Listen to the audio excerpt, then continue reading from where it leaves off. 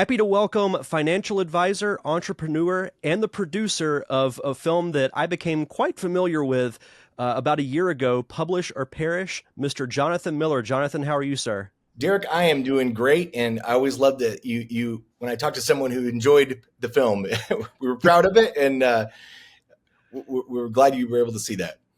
Yeah, absolutely. And we were just talking, before we started rolling. I actually got to meet the writer director of Publish or Perish, David Liban, at the Spotlight International Film Festival in Jacksonville last year.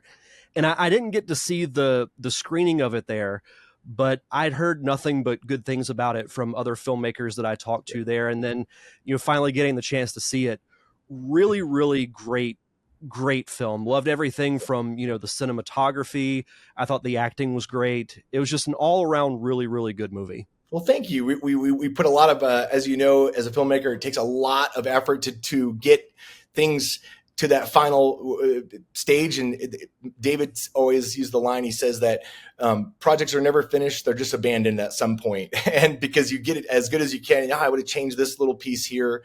But in reality, David Liban is not just the writer and the director. He actually also was the producer along with me, and so he was really more the creative producer, and I was. We worked very well together. But he is. He's a fantastic guy. He's made several movies. He's the University of Colorado Denver department chair, and so it was a pleasure to work with him. And it turned out really well, and we were proud of everybody involved. And my favorite award, we got many awards for it over the circuit, but they did at one point they won best ensemble cast, which is cool because it just rewards everybody for making it happen together. So. There's something to be said about the individual awards like Best Actor, Best Actress, Best Cinematographer. But Best Ensemble Cast is one that I always like to shoot for because you feel like in a way everyone wins. Like because filmmaking is, I'm sure you learned through working on this film, it's very much a collaborative and a team effort. I use the analogy all the time that we're all little cogs in the machine. The movie is the machine, but we've all got to work together in order for it to happen. So I did want to ask you, because you have a background in finance, you're the founder and CEO of Parsonex Enterprises. How did you get involved with making movies? It's a wonderful question. First of all, I always had a passion for it. So I actually, in college, was a writer. I wrote for a couple papers, and then I got into business. And it wasn't probably till, I've always known I was creative to a certain extent, but I wasn't until 5, 6, 7 years ago that I really realized, no, I'm a suppressed creative. I didn't have exposure to it enough as a kid, and I loved it. My daughter was very involved with various aspects of musical theater and acting. And so I got exposure to the industry. I've always loved storytelling, and I think it's the most powerful form of communication we have to communicate. In person's, of course, always the best, but doing these videos and having the engagement level through video as a medium and storytelling, it's always intrigued me. And I think several years ago, before I met David, I was actually introduced to him potentially as a writer for a concept that we had, because I think I at some point made the decision, I don't want to wait till my kids, who are both in college now, are going to college, because then I'd just be getting started. Then I said, no, I want to kind of be able to start doing other things. I really researched the industry a lot, hung around the industry, just try to start learning and talking to people, networking, as I think everybody does. But I think one difference for me is, we have a very successful business. The core business we do, we're really good at that. I very early on felt like in The Godfather, he says, just when I think I'm out, they suck me back in, because I pretty early on started to realize that there are finance and investing connections to the business. But what happened is when David and I met, actually in the office I'm sitting in here, right over there on those good couches, he came in and we were talking, and I asked him what he was working on. And we were introduced through a mutual acquaintance of ours. And then he said to me that he had this script that he had written and won some awards, Publish or Perish. And I'm assuming like you, have read hundreds and hundreds and many scripts, and a lot of them are like, okay, that's nice, but I read it that night, the whole night. I called him the next day. I was laughing. I thought it was hilarious, and it was different. It wasn't like just your typical, I'm like, well, so what are you doing with the movie? And it was pretty quickly that things came together, and we shot during COVID. And so a lot of people, they say, well, Jonathan, you're getting into this industry, and I have the investment and the finance experience, but learning all the other things that go into it, there's parallels and there's similarities. I think it's a very entrepreneurial business, but there's also differences. And I always say people see the glory, they don't know the story. And there's always a story. It's not a linear path to success that people have.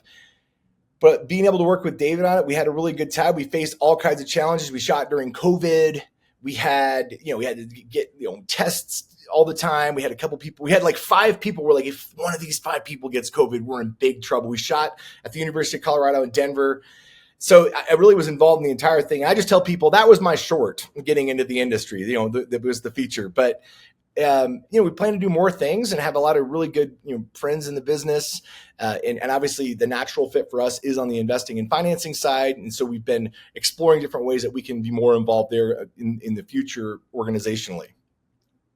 Well, and I also, and as someone who has recently started to dabble into the producing and the finance side of things, you're absolutely right. Like we all think of the creative side of things, like directing, acting, writing, but there's a whole nother side. Like I call it the side behind the curtain of filmmaking, because you got to have the funding, you got to have the finances in order to make all of this stuff happen. So once you agreed to come on board as a producer, you had mentioned that, yeah, there were some similarities but differences to your, financing and entrepreneurial world. What were some of the, outside of shooting through COVID, because I'm sure that's its own separate discussion, what was the biggest challenge for you as a producer? I mean, for me, the biggest challenge was being new. I knew what I knew. I knew what I didn't know. But I didn't know what I didn't know. So I tried to constantly seek new information. And I feel probably at times I was learning things a little bit later than I wish I had learned them in hindsight, but that's how you learn, right? We learn way more from making mistakes and errors. But I think it's just like in business, it's not one thing that has to be done, right? There's 50, 100, 500 things that have to be done. And usually as a producer, as an entrepreneur, you're good at some of those things. And so you have to surround yourself with people, with a team that are passionate about what they're doing and that they come together, because all the things need to be done well if you want to have a good film or a good business. And so you have to build a team that, when you don't have a lot of money, you're starting out trying to do the best you can, but getting people to come together. And I think it's just solving one problem and then solving a next. One of my really movie I really enjoyed several years ago was The Martian. If you look at the movie The Martian with Matt Damon, it was also a book. Really, the book's fantastic as well. I think the great life lesson for filmmaking or for business is that you just solve one problem, then you solve the next one, you solve the next one. And yeah, they had NASA in the film doing it, but he was there by himself, and you just have to be innovative and overcome every challenge, because the challenges, we're all naively optimistic enough, whether we're making a film or starting a business, that no, this is going to be great. And yeah, I'm sure there'll be some challenges, but it's always more challenges than you anticipated. And it's always something that you didn't think of that comes up. And so specifically, I mean, the COVID thing was an example. I mean, navigating, we did everything, from a capital standpoint. We actually did structure things like you would have normally in any sort of a business deal or a film deal. And we got the Colorado state tax incentive. So navigating that for the first time, I think it was just doing lots of things for the first time, trying to get as much information as possible. But I will tell you, because for me, the core business is what supports everything for me. I'm doing a lot of this in the film industry because I enjoy it and I like it. I don't have to do it to put food on the table. I think one of the biggest things is that I look at being the CEO of an investment firm that's done very well, and it was hard for me to find the information. And people talk to you because you're the CEO of an investment firm a lot of time, but I had a difficult time finding out the nuanced information. They're like well-kept secrets. So I can't imagine when you're starting out, you're trying to just well, how do I get distribution? How do I do this? How does this work? So it's learning all those things while you're simultaneously doing something. Of course, that's how we all learn, is by hands-on doing things. And then just recognizing that it's not going to be perfect. You just do the best you can with what you have where you're at that point in time. And which is what we did. And then we just kind of kept trying to hold ourselves to a high standard. And it was great. David and I mean, David's a fantastic filmmaker. It was so fun to do the thing. I mean, we at one point, I think 6 or 8 months in, we were like, do you know, I was just counting how many emails we've sent back and forth. Unbelievable. I mean, thousands of emails going back and forth with, it was just fantastic. So I can't point to a specific challenge. There were many. And I can talk about any part of the process if you'd like. but I think that overall, it's just whenever you're endeavoring to do something that a lot of people think is cool and sounds cool, but as you know, as a filmmaker, is a lot more work and there's always unknowns. I think it's just doing that for me for the first time, actively being involved with it. Yeah, it was a lot, and you would do certain things differently, but I think we did a lot of things right, and I also knew from the beginning that it would be a learning experience, and hopefully one that we not only learned from but also profited from, which is the film's been doing very well. So Yeah, and you hit the nail on the head with, you had that, you don't know what you don't know kind of, and sometimes you don't know any better because you go in and you're all excited like, oh, I get to work on a movie, and then you learn, okay, I thought you just had to do these three or four things, then it's like 40 to 100 different things. yeah. But I think, it sounds like you had the right approach in that you were constantly learning, and that's what every film is. I've had the pleasure of working on a few shorts. I haven't worked on a feature yet, but you take away something from every set that you're on because it's never going to be perfect. It's just if you can take one lesson from, I'm sure you took several from Oh, Publish or Perish, many, that you many, many. then take into the next one, but you'll learn something from the next one too, because if you stop learning, you start dying. And I think that's one thing. So I grew up, I speak fluent German. I spent a lot of time in Germany, and the European culture is a little different about like when you're developing in a career or in a field, and it's very internship driven. So is the entertainment industry, obviously, to a certain extent. But you hear these stories of if people really want to learn, you want to just go. I was in a unique position because I was able to finance it and be a part of it, and I had already had business success. And so for me, it wasn't because I had to, but because I wanted to. It's something I enjoyed. I was passionate about. I think that what people need to do is just get exposure, however, like work on a short, work on a film. Oh yeah, you want me to do this? I'll be on set in a bigger production. You learn and you pick up so much from that. And I think if we took pride and ego out of pretty much any job, if you were able to follow someone around for a year, and I'm talking high level jobs, for a year and ask them, why'd you do that? Why'd you do this? Why'd you do that? You could learn most jobs if you take pride and ego out of it, right? And so I think you're absolutely right. And I never liked the quote as a kid. When I was like 20, I don't say I didn't understand it fully. And that is that success is a journey. It's not a destination. And I was very goal driven when I was younger. So no, I have to set these goals and I hit them and then you hit them and you go, okay, well now what? I think it is the process of doing it that you have to make sure you find joy in that process and you're enjoying it and you're learning, you're challenging yourself. And that's how it's constant little improvements. But that's what a movie is, right? It's constant edits and then re-edits. And then we're going to change this and change this. And hopefully you don't run out of money and time to be able to do that to your satisfaction. Yeah, that's always the kicker. It's not to run out of money. So what was it like for you? Because you mentioned having a passion for the film industry. So what was it like for you once production started and you got on set for the first time? Well, I was not on set as much. We were in the middle of a couple acquisitions in our core business. So I actually I live in Florida, but I live in Florida, spent a lot of time in Colorado, New York, and LA. And so at that specific time in my life, unfortunately, I wasn't on set as often as I wanted to be. I think that for me, well, but I did see the dailies every single day, and we were talking nonstop. So I wish I was on set more. That's the first thing. But for me, again, I have other responsibilities, other things to do. But when I was on set, I mean, it's just I think you realize how many people are involved in all these things. And we were a small production. You have 80 people. You're feeding them. You're doing all these things. And so I think that just seeing how much goes in to get one good shot. In like one of the days, for example, it was a very, very good take of one of the scenes in one of the classrooms, but we were shooting in December and January. And in December and January in Colorado, you have short days. And we looked at the dailies and we're like, no, like the beginning to the end, the light's different outside. And it was a great takes, but we had to reschedule it in and we had to redo it. I mean, wouldn't have looked that good with special effects. So, but I just think that being on set and just seeing all the people coming together, I loved that. And I also love that I think filmmakers, at least most of them that I've met, they're very entrepreneurial by nature. It's not much different than trying to win in business, is that the people that make it or the people that have success, it's not like it was overnight. Jim Collins wrote the book called Good to Great. I don't know if you've ever read that book.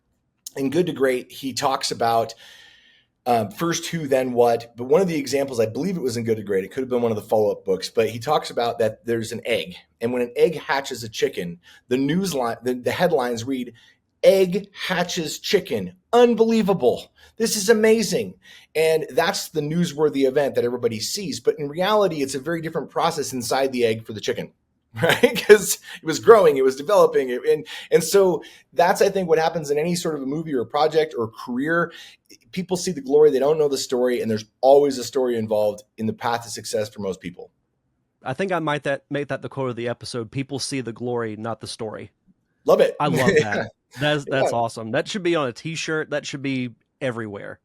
I I, love I, that. I stole it years ago, and I gave credit for like the first 20 times, but I think I've used it more than anybody who I stole it from, because it's the truth, and we're all optimistically naive enough to say, man, I'm going to do it, because that's what drives us, the inspiration, the hope. But then you get into it, it's like, man, and I can't tell you how many projects we get. You're like, man, I can't believe if I knew all these things, would I have done it again? Well, good. It's good you didn't know, because you went for it and you learned through it. So I think, and that's the encouragement when things don't always turn out the way you want them to, because people, like, I think sometimes we look at little setbacks. There's different mindsets on it, obviously, but I think when you're looking at being an entrepreneur, doing something that's your own, and creating something, whether that's a business or a film or a short. I think you just mentioned that you just got done. You said with your wife shooting a short, which is awesome. That's so cool, because they're creative people who are trying to innovate and do things. And you realize, gosh, I thought that it would get sold to this network, or I thought this would happen. Well, it doesn't matter. You still learn through that process and you get better. And you got to make sure that you enjoy that process and appreciate it. And I would tell you that a lot of times in my life, when there's been tough times, it's only in hindsight that you really do appreciate it, because you're going through those tough times and it's not always as fun. And to go back to a question you asked me before, I did actually think of, you said the biggest challenge. I did think of one that would probably qualify as the biggest challenge.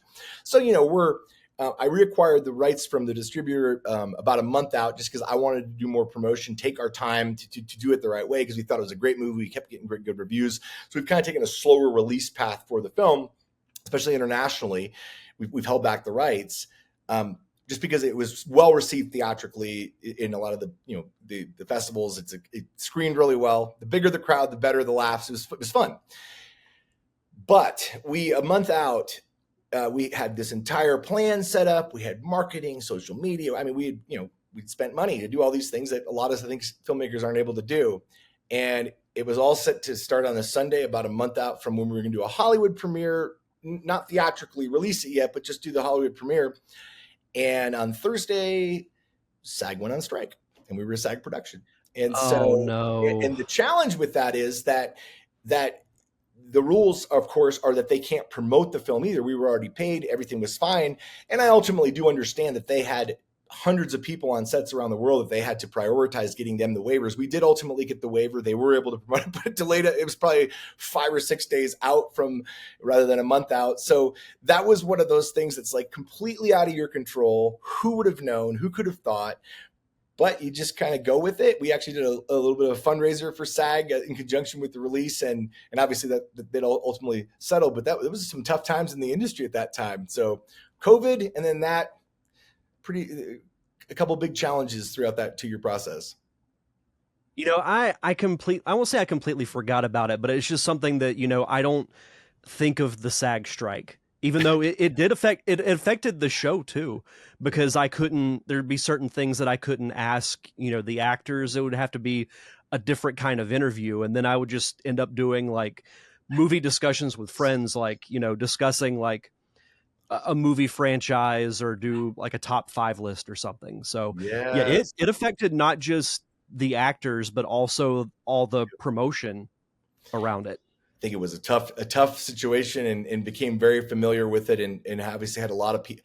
I think a lot of people were very affected. I also became much more familiar with the realities of that situation, because I think a lot of the public viewed that, and they said, they think of the stars, right? They think of the big stars, and they make all the money, and wow, people got all this money. It's like, look, those aren't the people that are dramatically affected by this. It's people that are just have it as a job or a career, or the people that then can't do the set design and just every facet of the industry.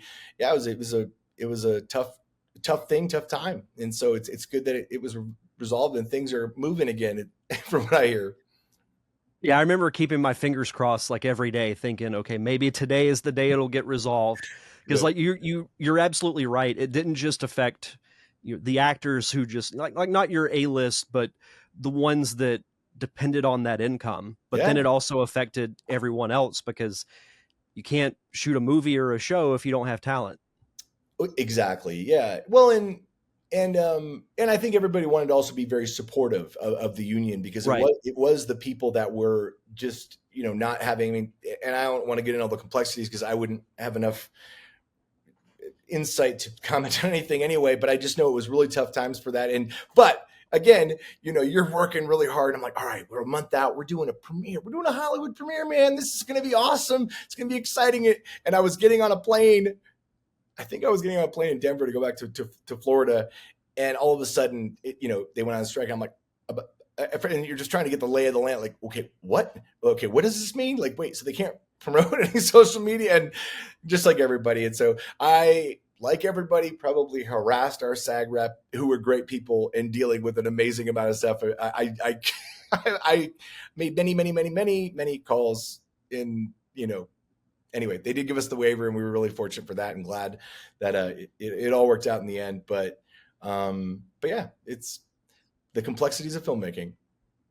Sure, though, despite that, when you guys had the Hollywood premiere, I got to imagine there had to have the like a certain feel of gratification because of how a short is hard work. I can't imagine how much of hard work a feature is. So getting to premiere it in Hollywood had to be an amazing feeling. We did it at the Beverly Hills Theater, the Fine Arts Theater, but the problems don't stop there. I mean, just when you talk about unplanned event, it was awesome. It was fantastic, and I think one of the things I really wanted to do. Unfortunately, I was under a lot of pressure because we had never done it before. So we did bring a couple staff members out, but not enough, right? And so again, hindsight 2020. But at the end of that weekend, we're getting ready to premiere. A hurricane starts heading towards this is you could if they called it hurricane. So a hurricane starts heading towards LA. A hurricane hasn't hit LA in For that, forever. yeah. And so there was a little bit attendance drop off, but not bad. It was still very well attended. And then I remember the next Sunday, the day after, then I was on the bus from the rental car company going to the airport, and an earthquake happened, and everybody's like all worried, and I'm in the front of the bus. I just started laughing, and they're like, "What's wrong with this crazy guy?" I'm like, "Of course. What else? I mean, we had we had COVID, SAG strikes, we had a hurricane. What else could possibly happen?" But I think one of the things for me that was cool about the premiere is I think a lot of the actors, actresses, the people that were involved. Frankly, I feel bad about a lot of it because I just was so busy and under pressure that I didn't get to enjoy it as much with the people that were there. I didn't get to just hang out and celebrate, right? Because I was being kind of called here, solving one challenge, and it was a lot. But I think that there's very few times when you're growing up as a kid, you get to go in sports and you get a trophy and you get to celebrate your successes. And one of my goals for that was that the people that were involved with the project could have a moment and could have a time to go walk on the red carpet and could get interviewed by, the Hollywood, like the various people that were there. It was just it was a fun experience. And we had, so Theo Dumont was at Alta Global Media. He was our PR company, just did an amazing job for us. And really all the people, Robert Max Media was doing the social media stuff for us. Like I said, the Beverly Hills Fine Arts Theater, and then our team. It was, it was one of those things that you're just exhausted afterwards, but you're like, that was pretty cool, but I'm really, really tired. So, but hopefully people had a good time. Yeah, no, I know that feeling. You mentioned hurricane. That should be your guys' next movie. I like the hurricane. I like it. The hurricane. We'll put it in the Sharknado series. Hurricane. It'll be the spinoff. That is what they call it. That's actually funny. We might have just stumbled on an idea. Somebody's going to see Yeah, this. there we go. I already got the script. They're stealing my idea. So, Dave will be like, "I'll have the script tomorrow." right, exactly, real quick. So, Yeah. but So, kind of moving back a little bit into the producing side of Publish or Perish, what kind of advice could you give to those who are producing, whether it's a short or a feature? Because as we've been saying throughout this conversation, you got to have the funds in order to make things happen. So, what kind of advice could you give to those that are looking to, say, raise capital or raise finances? mm, I'm going to break the question down. I guess it does all come down to financing, but I'm breaking it into two parts because the financing, it's really its own thing, and it's very important. And I should tell you that I don't know on the short side. I Right. just don't know. I think Yeah. that's Yeah. one of the tough things about shorts is how do you monetize them? I'm assuming they're YouTube. There's got to be. I think I don't know on the short side. I know features because I've learned a lot about those, and I know a lot of people in the industry that do features. So the first thing I would say, it's always growing. The advice I give people is always changing because my experience is always changing, and I'm learning a lot more. I think the first thing is the one that people don't want to hear. It's kind of weird because sometimes you get literally contrary advice from people. And they're like, this and this, and they're opposites. And you're like, what? But the confidence people should have is you want to hear both of those sides and then make your own decision and understand.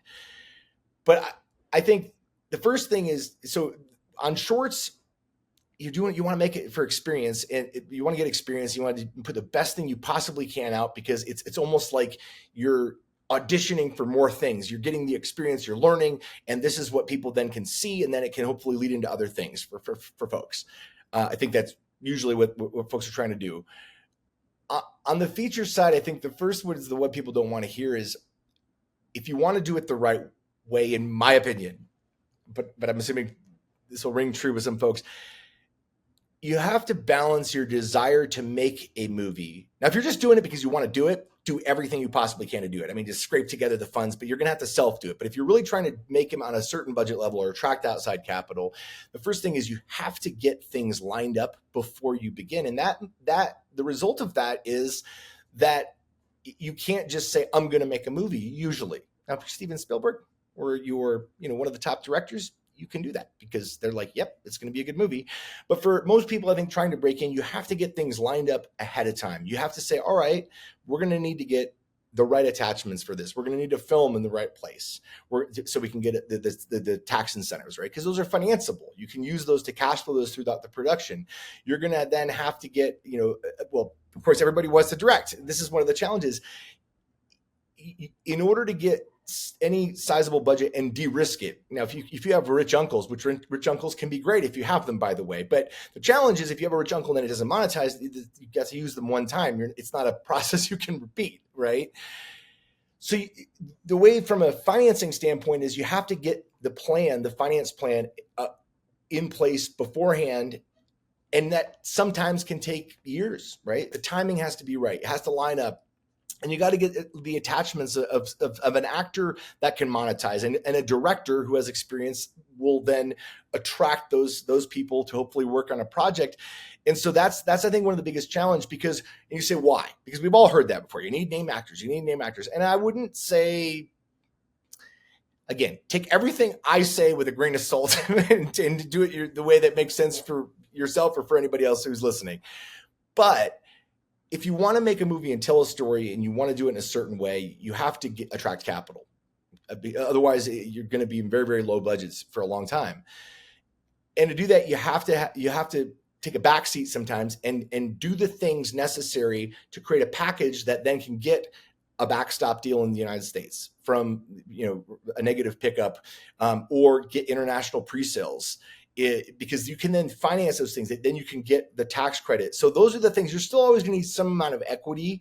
And so I know that people do pay to play. I'm not saying to do that. I'm saying just build relationships with people that will attract some amount of capital, because doing it the opposite way is really hard. We did that with Publisher Parish, right? Even though we had a great cast, we won all kinds of awards, when you don't have your distribution set up ahead of time and know, okay, once this goes, here's how it's going to distribution, and it's part of that plan, then you really have to push, and it's just so much more work. And I think there's 100,000 movies made every single year, of which 99,000 don't get distribution.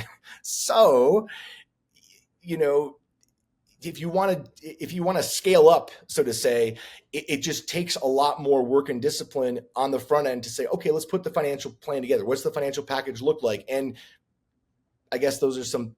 I'm not sure if that answers it. Hopefully that answers your question, I guess. But just general ideas would be you have to get the plan together first, and you got to wait for it to come together, or keep pushing to get the pieces to come together. Don't get ahead of it, because as soon as you get ahead of it, now you're playing catch up. Now all of a sudden you lose your leverage. You lose, because now they know you need it. Right now, all of a sudden, you never want to be asking for money when you have to have the money. Well, we're shooting tomorrow, and I don't. Well, they're going to either not give it to you or give it to you on terms you don't want. So it's being patient. It's being as aggressive as you can, pursuing it, but also being patient to say, look, until X, Y, Z, A, B, C, or maybe the entire alphabet comes together, we want to do it in this time frame, but this has to happen in order for us to do that. So that to the extent possible, you're de-risking it. And the second thing is, I think doing it that way, you want to make sure you get paid, right? Because how many people is like, well, I made money on my films. You've been to the small circuit, smaller film festivals. I made a lot of money on my film. Well, did you get paid? Well, not really. And I spent, half a year of my time. Well, in that case, your budget was actually bigger. You just didn't pay yourself, right? So you want to do it. You want to stay in business long enough to build your business. And in order to do that, you got to get paid something, I think. So putting that financing plan together, to what extent possible, doing it in advance, that's the balancing act, though. And that is the hardest thing. So being as aggressive as possible, but making sure to what extent you have those things in place. And if you don't, this is the hardest thing as a creative person, right? You don't greenlight your projects. That's what studios do, right? They wait for a greenlight actor. They wait for if they're doing it, I always said, you can't do it on the scale they do, but they have a lot of money that they spend on business. They do know something about these things. To what extent you can, try to learn from them. So hopefully that's helpful. Yeah. And to elaborate a little bit, because I'm pretty much 100% on the creative side of things. I've only recently started learning about the financial side of things. So if I sound ignorant, it's because I pretty much am. But when you say financial plan, do you mean like what the ideal budget is, what you would need money for? What exactly is that? I can walk you through it if you want me to Yeah, absolutely. Yeah. So first of all, I'll tell you the 4 things I said at Holly Shorts on the panel last year. I said that this is the 4 reasons independent filmmakers have a hard time making money. The first thing is, this is a whole room of filmmakers that said, you don't make good enough movies. Like everybody's, I said, look, not because you can't, but because you're in a rush to get it out. You're like, you don't get, you want that negative feedback. You want people to be like, I don't know, man. You want somebody who's going to tell it to you for real. We all know what good film content looks like. So you want to strive for that to what extent possible with whatever money you have. Second thing, though, is that most people don't have enough money, right? So they don't spend enough money, and more money does equal better production quality up to a point, because you can have more shooting days, you can have better, talent, you can have better crew. There is some amount of money that you do need more money to make better films. I think the third thing, though, is that there is this mechanism that exists, but that sits in between filmmakers and monetization, which is called distribution, right? And they sit at the top of the waterfall, and they get to cherry pick which projects they want to do and which ones they don't want to do. And then the fourth thing is, just having a distributor isn't what you necessarily want, because you want someone who's going to promote your film, who's going to spend money on the film. But because of all those things, there are exceptions, but in general, you want to make sure that you can pay for everything, and you can get paid, and you can stay in business long enough. It has to be covered in the core budget. And if it's a big hit, great. But then you make your next film, but you got to be getting paid along the way. So from a financial, does that make sense? First of all, kind of as for general rules? Yep. Mm-hmm. So I think that, yes, you put together a budget, as we both know, every single film that doesn't matter what level, we can make this film for 55 million, or for, well, we can make it for 17, or we can make it for one. Whoa, hold on a second, man. That's a big range there you got. So you have to know what kind of your ranges are for budgets. And then you want to get, I think, a director and talent attached that is financeable. And what I mean by financeable, it's like, well, financeable has two meanings. One is, it's just the nature of the industry is that those names is what generates the backstop deals in the international pre-sales. And it's an art. It's not a science. It's totally an art. You have to talk to a sales agent ahead of time. You do all this ahead of time. You talk to the sales agent, say, hey, here's what I'm thinking. This is the project. I want to maybe get this type of talent. You can hire a casting agent, and if they're involved, sometimes you can, for relatively inexpensively, have them, pay them some amount of money to do like some initial casting, get some attachments, and then they would make more money if they got greenlit. But you want to go to those sales agents and say, hey, what do you think we can get deal wise for a negative pickup or backstop deal in the U.S., North America, let's just say, and then the international pre-sales. And then that determines a lot of what you can do. The tax credit then is a portion of that. So it's almost like that's kind of the things is you have the tax credit, financing, depending where you're shooting, which is unfortunate, even though it's affordable to make films in Florida, without the tax credit, it's not financeable, right? That could be its own separate Oh podcast. my gosh. Yes, it could be. I feel, oh my gosh. I mean, I guess they're already so tourist heavy, but man, the opportunity for the state of Florida to Mhm. capture such, anyway, definitely another podcast. So you have your tax credit financing. You then have the backstop deal in the U.S., and then you would have your international pre-sales. And if you got the right talent, that's what it is. Really, if you have the right talent package attached to the film for what the budget is, that then you need to have an idea of that. And for that, you need either a relationship with a distributor or a sales agent who can give you good, realistic numbers. And that's what takes, I think, relationships, or finding somebody who does have that. And then when you have those things, then it's like, all right, then we just have this percentage that's an equity gap, right? And how much extra do we need to complete the project, and what's going to be involved in that, and what kind of returns. In most people, when you're trying to get money, the first thing they want to know is, how am I going to get my money back? And if you're like, well, if it's a huge hit, then we're going to get the money back. It's hard. It's a hard pitch, right?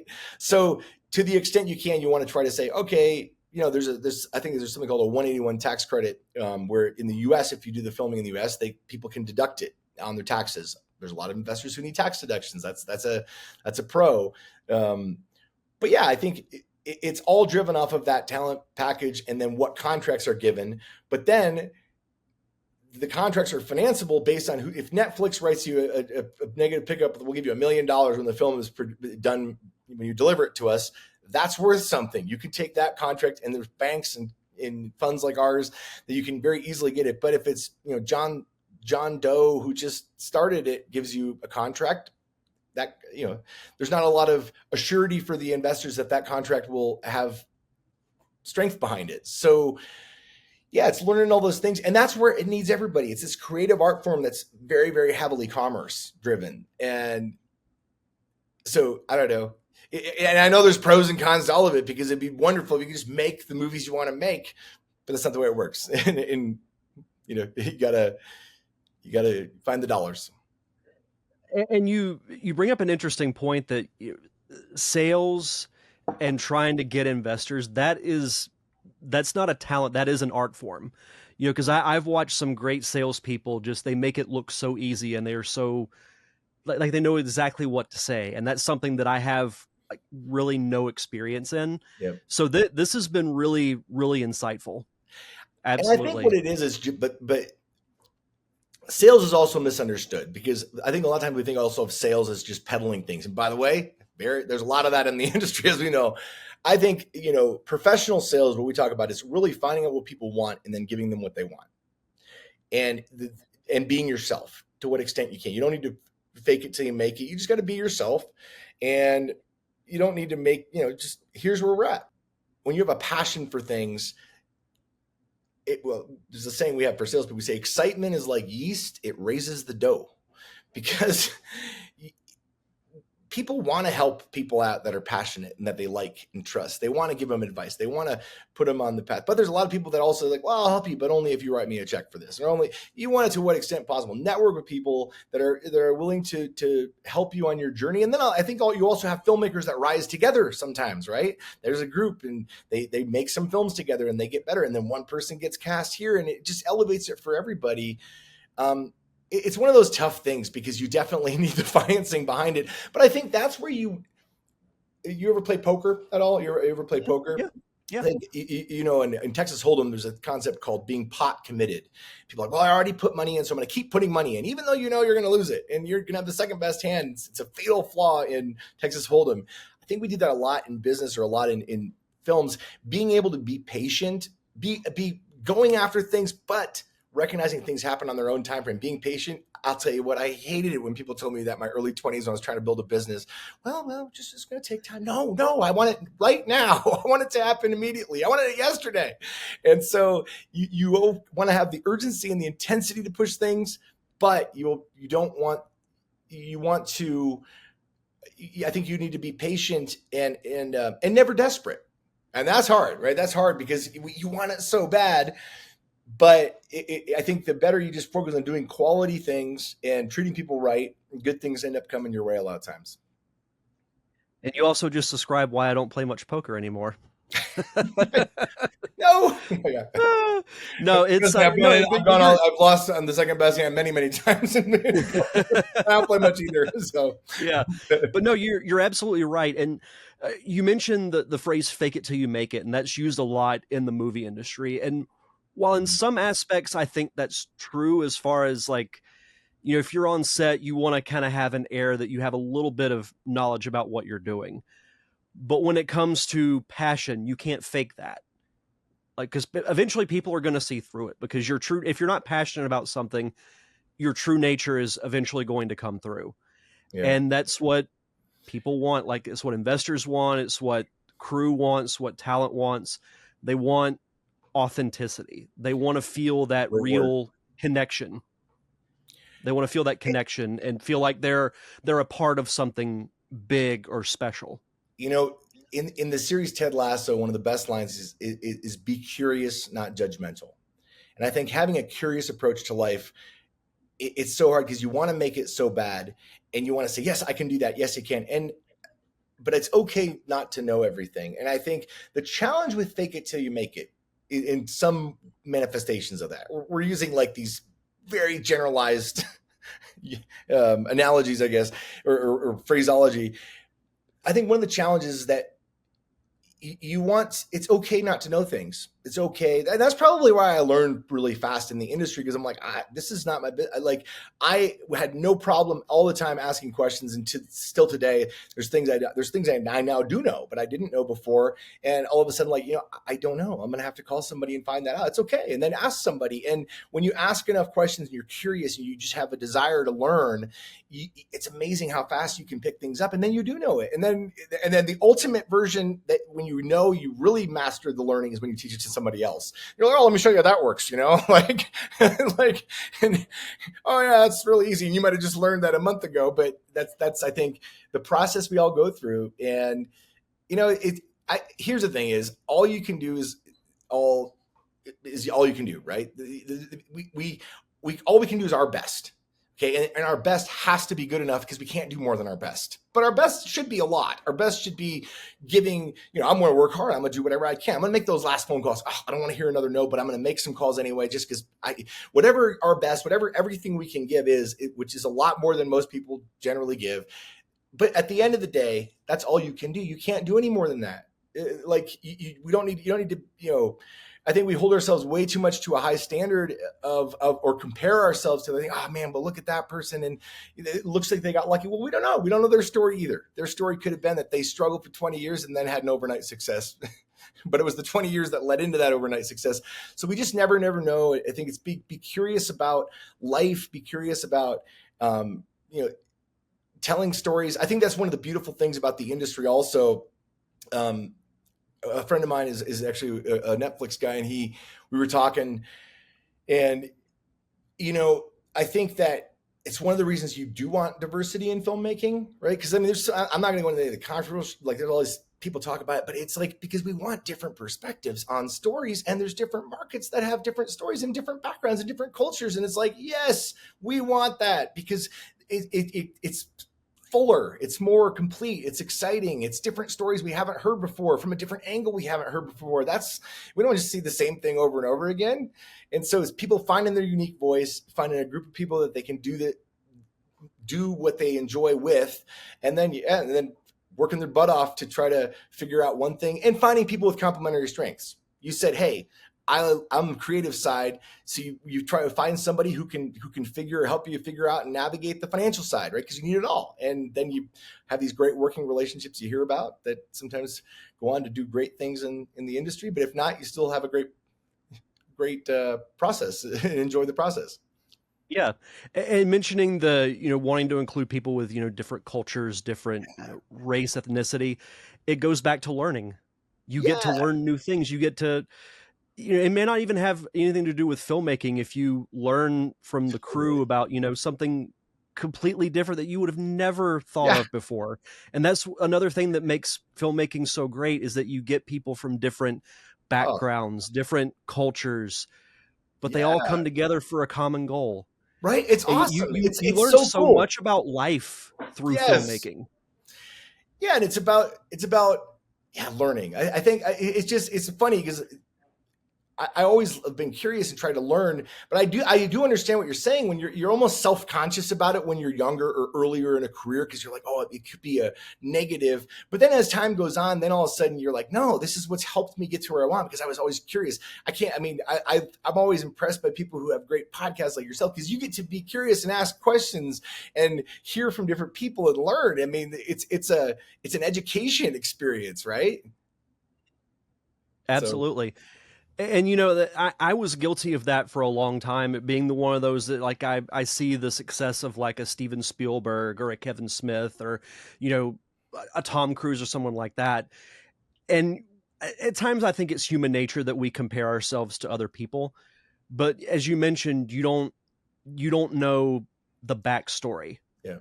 And I also have learned, I don't want to be the next Steven Spielberg. I want to be the first Derek Diamond. Like you Yes, want to be the yes, first Jonathan yes. Miller. Love it. That's because that's all you can be anyway, right? Yeah. Yes, that's Yeah, exactly correct. absolutely. Be the best Your Derek your Diamond you experience can, be is the what best makes Jonathan you. Miller. That has to be good enough because that's who we are. Yeah. I Absolutely. love it. And one thing that we are doing, like, because you'd asked about the business and the tie-ins, so one of the things we're doing now is I think this is coming out here in the next few weeks. Just in our core business, we're really building a network of people that have an interest in investing in film. It's not anything that people can. So filmmakers, don't worry, we don't have anything. It literally is just these indications of interest we've been getting from wealth management clients because there is a lot of interest in investing, but it's hard for people to do by themselves. So because we're in the investment industry, we've been slowly building a network of people that have an interest in investing in various layers of the filmmaking business, and then we have a lot of relationships. So we'll see where that gets deployed ultimately, but it's probably that's what we have in process now. Is we do think that there's some great connections, but we want to do it the right way and not just push things, but allow the right opportunities and right situations to kind of come together and connect those people. That's exciting in Yeah, order to build something like that. Because had you not gotten involved with Publish or Perish, that may not yeah, have ever happened. So that's so crazy too about how you work on one project and so many other opportunities branch off. And it's always disappointing when I hear people that like, oh yeah, I would have loved to have done that, but I never did. Or whether it was because they were afraid or yeah, whatever the case, or it may have been circumstances beyond their control. yep. But you never know if it's going to work unless you do it. And we just got done with the Olympics, right? And one of Yeah. my favorite movies about the movie Miracle about the 1980 Hmm. Oh Olympic yeah, hockey great team. movie. And I've actually given talks using some of the lines from there at conferences a few times. I love, there's so many lessons, but what's really interesting, it struck me in the last year is actually because we know his speech. We know, like, that he runs them more, he prepares them. You won't be the best team at the Olympics, but you will be the best conditioned team. Just what you want to hear as a player, right? Like, it's just, but at the end, when he's at the very end, he's kind of giving the monologue, like, over kind of, I think, the gold medal game, which they didn't really show a lot, but he just showed a little bit of scenes. And he made this comment. He said for him, the best moment was all these young players and people coming together and sacrificing so much of themselves for an unknown. They could have lost the game against the Soviets. They should have lost. I mean, but it's a legendary, epic story. Not they should have. It was meant to be, I guess, in hindsight. But you have to do all that just for a chance. And I think we very much are self-judgmental about wins and losses, not understanding that it's the process of who we become in that process that really is what then contributes to the next thing we do, or how we can coach or encourage other people. And then that's the other thing is, karma, right? Just trying to the whatever extent possible to pay it forward, to try to help people out. You can't help everybody, right? You can't do that, but to what extent you can to encourage people, give them a pat on the back. There's enough people telling them they can't do it and telling them, wow, what are you making films? You're crazy, No, I enjoy it. I love it. I want to do it because it brings me joy, and I get to work with cool people, and, might not make it, but then you're just like everybody else who didn't try. Yeah, no, you're absolutely right. Yeah. Yep. No, that karma is it's a real thing. Yep. It's a very real thing. Well, this has been an amazing conversation. I've loved, we could probably talk for 3 or 4 hours about this kind of stuff. But yeah, you mentioned, kind of what you're up to next, but do you have a website or maybe some social media you'd like to plug so the listeners can follow you? Well, I mean, for the movie publish or perish movie.com, I think has where it's currently at. That's the website for the movie, but parsonex.com, PARSOS as in Sam, ONEX.com. There's information on the investment firm. And that's where we'll be having some on the alternative investments. But yeah, I think, we're a highly relational business. We have great clients, and we take care of them. We serve them because, but we try to build good relationships. We don't always succeed, but generally that's our focus, is building good long-term relationships. So parsonex.com, and, I thanks for having me on, Derek. I really appreciate it. And I'm excited. You made a couple of statements, and I love that you're knowing that you want to be the best Derek Diamond. That's a life lesson for anybody. If everybody would accept that, we would live in a different world, I think. Maybe one day. We try to change the world one person at a time. Right. One for film, the better. one short, one better. feature at a time. I love it. One podcast We'll at a time. Short, then feature, and then we'll get there. But thank you so much, Jonathan. Hey, it's a pleasure.